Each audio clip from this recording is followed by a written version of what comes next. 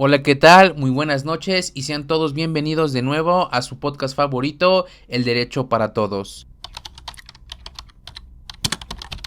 De nueva cuenta nos encontramos el día de hoy, un jueves en punto de las 8 de la noche. El día de hoy el tema que tocaremos es la prueba confesional. Y quiero recibir con un fuerte aplauso al invitado del día de hoy que nos hablará un poco sobre este tema, el licenciado Isaac Muñoz. Antes de que comencemos con el tema y antes de que pasemos con el licenciado Isaac Muñoz, quisiera darles una breve introducción sobre el licenciado. Es un colega mío que tengo el honor de decirles que yo estudié con él en la licenciatura de Derecho en la Universidad Nacional Autónoma de México. Pero además de eso, el licenciado cuenta con otra carrera, la cual es la de Negocios Internacionales por parte de la Unidad Tecnológica de México. Así que por favor, démosle una gran y cálida bienvenida al licenciado Isaac Muñoz aquí presente. Adelante, licenciado. Rogelio, muchísimas gracias por esa introducción. De verdad que aprecio mucho estar el día de hoy aquí en tu podcast. Y como comentabas, sí, el día de hoy tocaremos el tema de lo que es la prueba confesional. A decir verdad, es un tema muy importante para aquellos futuros juristas. La verdad es que es un tema que en lo personal a mí me ayudó mucho, me formó como un buen abogado. Quisiera empezar este tema dando un concepto que aparece en el libro de Derecho Procesal Civil por el doctor Ovalle Favela. El concepto dice así, es el siguiente. La prueba confesional es la declaración vinculativa de parte, la cual contiene la admisión de que determinados hechos propios son ciertos. La confesión es una declaración vinculativa, pues generalmente contiene un reconocimiento de hechos de consecuencias jurídicas desfavorables para el confesante. La verdad es que en lo personal este concepto se me hace muy completo. Ahora, hay que definir las diferentes clases que existen de la prueba confesional. Normalmente los autores suelen clasificar la prueba confesional en dos grupos, la cual es la judicial y la extrajudicial. La judicial es aquella que se practica en juicio ante un juez competente y de acuerdo con las formalidades procesales establecidas por la ley. La extrajudicial es la que se hace fuera del juicio ante un juez incompetente o cumplir las formalidades procesales. A su vez, la prueba judicial se divide en la siguiente manera. Está la confesión judicial espontánea y provocada. La espontánea es aquella que una parte formula ya en su demanda o en su contestación sin que su contraparte haya requerido la prueba. Y la confesión judicial provocada es la que se realiza cuando una de las partes ofrece la prueba de confesión de su contraparte y se practica cumpliendo las formalidades legales. Después de esto existe la confesión judicial expresa y la confesión judicial tácita o ficta. La primera, la confesión judicial expresa, es la que se formula con palabras respondiendo a las preguntas o posiciones que hace la contraparte o el juez.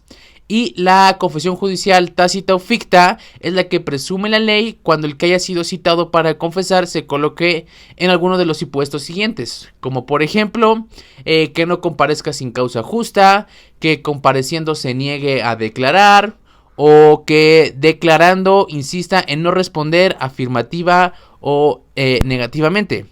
Hasta aquí ya hemos mencionado a grandes rasgos lo que es la prueba confesional y sus clases. No sé si quieras hasta aquí agregar algo tú más, Rogelio. Voy bien. Dime, colega. No, Isaac, hasta aquí todo muy bien. De verdad es que es un placer tenerte aquí y es una de las razones por las cuales te invitamos, ya que eres una persona muy conocedora acerca del tema.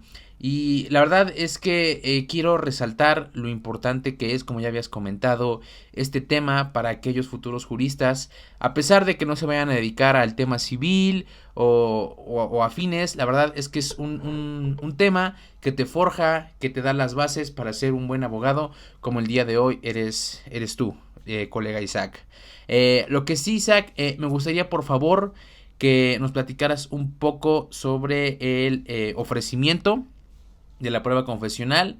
Entonces, por favor, adelante, Isaac. Muchas gracias, Rogelio. Claro que sí. Vamos a platicar un poco sobre lo que es el ofrecimiento. El ofrecimiento en la prueba confesional se puede dar de dos maneras, de dos formas. En primer lugar, este medio de prueba se puede ofrecer anexando al escrito de ofrecimiento de pruebas el pliego que contenga las posiciones. Este es el documento que se presenta generalmente en un sobre cerrado, en el cual se expresan cada una de las preguntas o posiciones que se deberán contestar o absolver el confesante. La segunda manera en la que se ofrece la prueba confesional, es sin el acompañamiento del pliego de posiciones.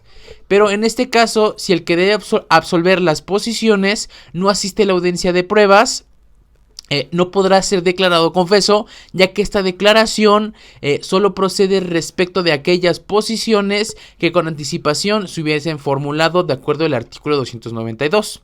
Esto significa que si el pliego de posiciones no se presenta antes de la audiencia y la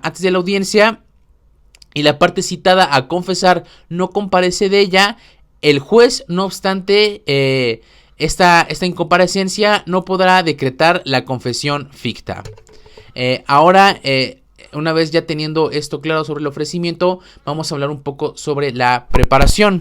De acuerdo con el artículo 309, el que debe absolver las posiciones será citado personalmente a más tardar el día anterior al señalado para la audiencia, bajo apercibimiento de que si deje de comparecer sin motivo justificado, será tenido por confeso.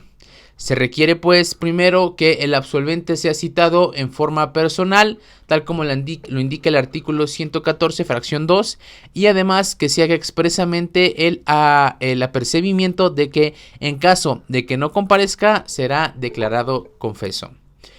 La prueba confesional debe realizarse por la parte absolvente ante el juez competente en respuesta a las posiciones que la contraparte articule.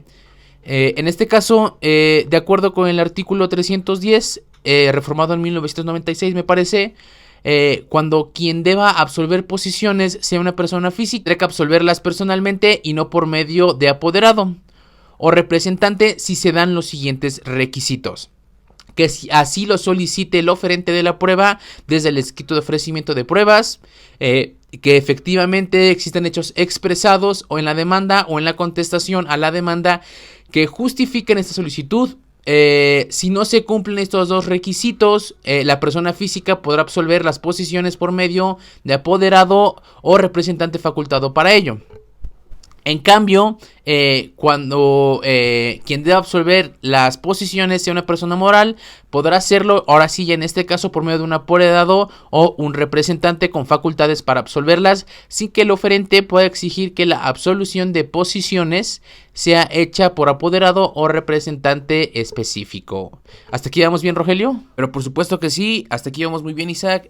Por favor, si quieres, continúa. Adelante, por favor. Claro que sí, Rogelio. Hablemos un poco sobre la formulación de las posiciones. En este caso, para la formulación deben de ser hechos propios del que declara, deben articularse en términos claros y precisos, no han de ser insidiosas. Se tiene por insidiosas las preguntas que se dirijan a ofuscar la inteligencia del que ha de responder con el objeto de tener una confesión contraria a la verdad. No han de ser interrogativas y se debe procurarse que cada una contenga solo un hecho, ya sea positivo o negativo. En este caso, cuando la pregunta contenga dos o más hechos, el tribunal le examinará prudentemente, determinando si debe resolverse en dos o más preguntas, o si por la íntima relación que exista entre los hechos que contiene, de manera que no pueda afirmarse o negarse uno, sin afirmar o negar el otro u otros. Y teniendo en cuenta ya lo declarado por el absolvente, al contestar las anteriores del interrogatorio, debe prevalecer como si ha sido formulada. Ahora, Rogelio, vamos a tocar un tema que es un subtema que es muy importante de la prueba confesional, el cual es la nulidad de la confesión. Y quiero que esto quede muy claro, porque es como ya les había comentado, es una parte esencial de la prueba confesional. La confesión es una declaración que la parte debe rendir en forma voluntaria sin ningún tipo de coacción. Cuando la confesión se produzca por error o violencia, la parte afectada puede reclamar su nulidad, la cual se transmitirá incidentalmente y se decidirá la sentencia definitiva. Esto está plasmado, Rogelio, en el artículo 320 y 405. Rogelio, hasta aquí sería todo de mi parte. La verdad es que, como te comenté, es un tema algo extenso, no muy extenso la verdad, pero que todo jurista debe tener presente. De igual manera, te agradezco mucho tu tiempo y tu espacio por permitirme estar aquí, por permitirme tener de invitado, y esperamos y se vuelva a repetir este placer. Muy buenas noches, Rogelio, y de verdad, muchas gracias. No, de qué, Isaac, muchas gracias a ti. De verdad, gracias por aceptar la invitación. Y sí, claro, con gusto. Este es tu espacio y el día que gustes regresar, esta es tu casa. Recuerden, nos estaremos sintonizando el próximo jueves en punto de las 8 de la noche, aquí en su podcast favorito. Muchísimas gracias y no me queda más que agradecerle al licenciado Isaac Muñoz, que el día de hoy estuvo presente con nosotros.